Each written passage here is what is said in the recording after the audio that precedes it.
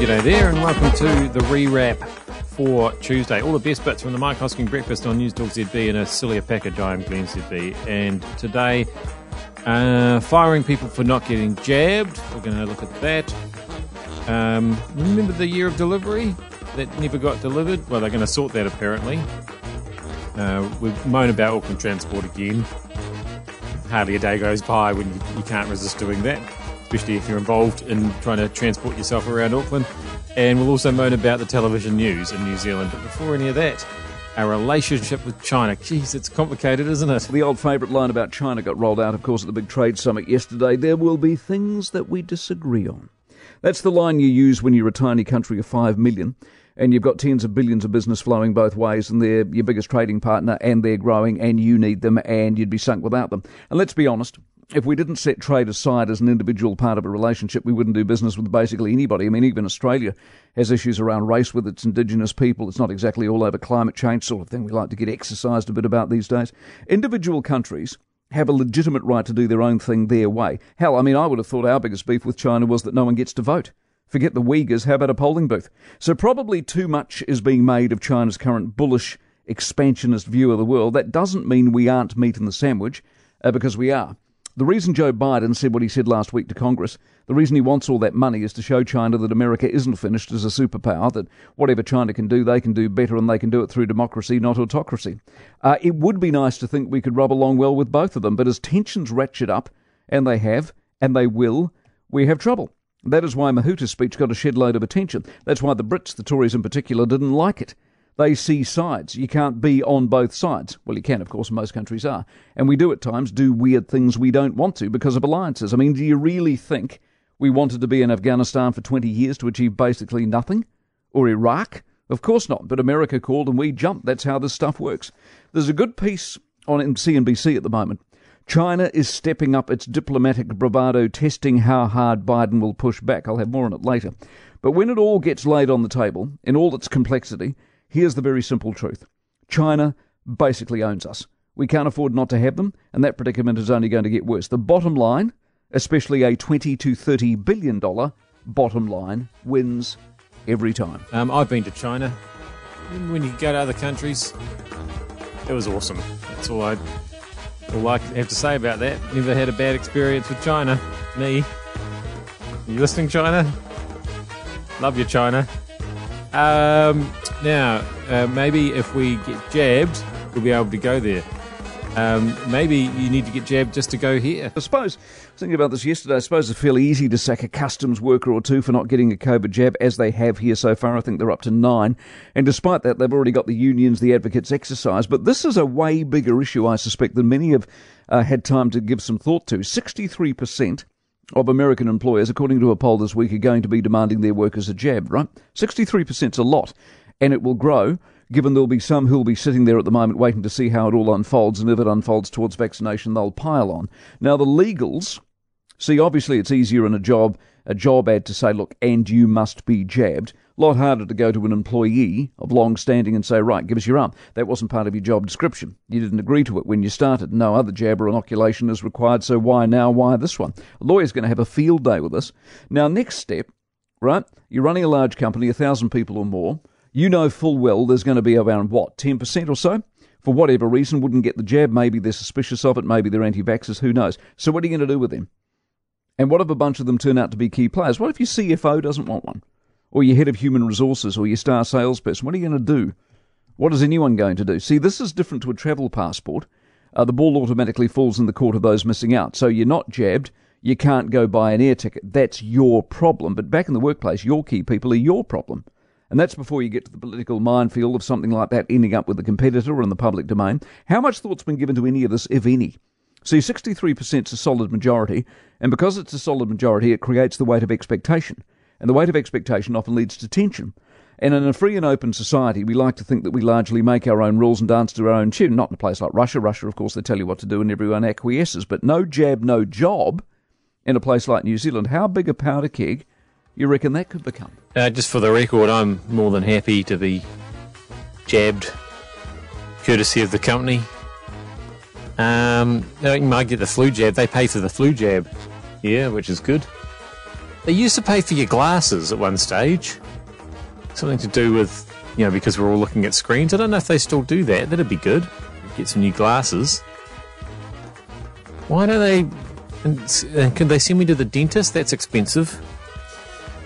Anyway, I've got off the track there.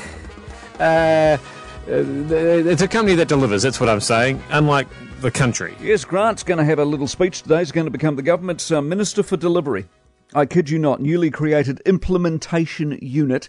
It's part of a speech this morning. It's a pre-budget speech. Existence was revealed in a job ad, actually, searching for somebody to head up this small team within the department, the Prime Ministerial Department. Would you want to run the unit of delivery? Would you want to be in charge of that? You're looking for a bit of work at the moment. Grant's going to be the minister. You want to work for Grant? He'd write you a lot of letters. He'll tell you how to do it and what to do it and how to do it. You'd ring Adrian first and go, Adrian, what do you reckon about this Grant guy? Is he any good with a letter? Anyway, jobs, here's your problem on delivery, are shovel-ready. Remember that big announcement, the shovel-ready projects, none of which turned out to be shovel-ready at all? They promised 20,000 jobs. This is ahead of the election. Government had promised more than 20,000 jobs would be created by the big infrastructural projects. Billions of dollars tossed at this one. Good on Louise Upston of the Nats. She's obtained the revised numbers and written parliamentary questions. Turns out it's 11,740. It's not more than 20,000 at all. Basically, they made a whole lot of stuff up pre-election, promised the world, delivered next to nothing. 11,740, that's the update, and it'll be nothing like that in reality at the end of the day, of course. They promised more than 20,000. They've created, or will create, or possibly create, or fingers crossed, it might create about half what they said it would. I'm so confused. We had a whole year of delivery, didn't we? No, we didn't. We had a headline of delivery. No, that's what it was called. It was called the Year of Delivery. You're correct. It was a whole year of delivery, but the delivery was... Hence, we need a minister for some delivery. Will he be the person you write to if the pizza comes upside down in the box? I'm licensed to tell dad jokes. 2 licenses. Mind you, in Auckland, you just blame the traffic, don't you? Can I just alert you, as on this very day, and what an auspicious day it is, that the Finance Minister anoints himself the Minister of Delivery in a pre-budget speech today. Grant Robertson, the Minister of Delivery. Michael Barnett writes very eloquently in the Herald this morning about the regional transport plan, which under normal circumstances is boring as. Regional transport plans, give me a break. But Auckland's buggered. It's broken. And we all know that, and it's the engine room of the country. And those of us who pay attention to these things know that, have said it for years, and Michael's one of them. He says, when the latest Auckland transport plan was announced back in March, there was much fanfare about record-breaking levels of investment. Much less was said about the benefits that the plan was actually going to deliver, which is, of course, what matters most. Sadly, why can't that level of common sense be applied in Wellington? Sadly, that part of the plan doesn't make great reading. It turns out that over the coming decade, congestion levels are going to increase by around 10% during the morning rush hour, by significantly more in the middle of the day. The reality is likely to be even worse, because forecasting by AT, Auckland Transport, overestimates the potential for people to switch from cars to buses and tariffs. And this is what's wrong with people who are driven by ideology.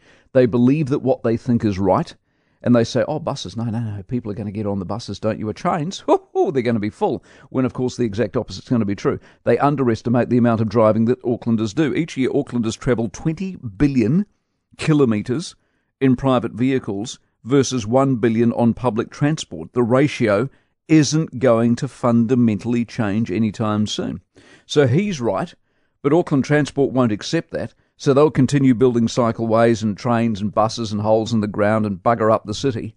And then in 10, 15, 20 years' time, they'll wonder why people are still in their car, if they haven't left Auckland permanently for better climes. Oh, come on, surely we'll all just be working from home by then. Surely. Won't we? We'll finish up here by having a look at the news, although... what's the point? Mike, incredible that neither Television One nor News Hub featured Green Party co-leader Marama Davidson and the Human Rights Commissioner's visit to the Waikato mongrel mob on last night's news. Amazing. Bob, not amazing at all, not remotely amazing. If you rely on a comprehensive review of the day's news on either channel, you're wasting your time. It pains me to say that, sadly. Biden's speech, and I forgot to mention this the other day, Biden, go back and check if you can be bothered, Biden's speech the other day was not covered by either channel that night. Yeah, but that didn't happen here.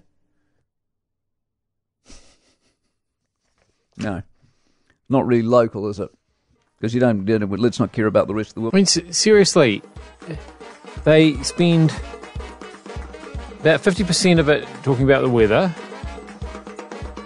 And then the rest of it talking about stuff that's gone on in New Zealand, even if nothing's gone on in New Zealand. There might be an exclusive interview about a story nobody asked them to do a story on. And then you get one thing that might have happened somewhere else in the world. Very strange. I'm Glenn ZB. Glad I don't work in TV. I just work in whatever this is. Thank you for joining me here in whatever this is. And you can join me here again same time tomorrow with another rewrap. See you then.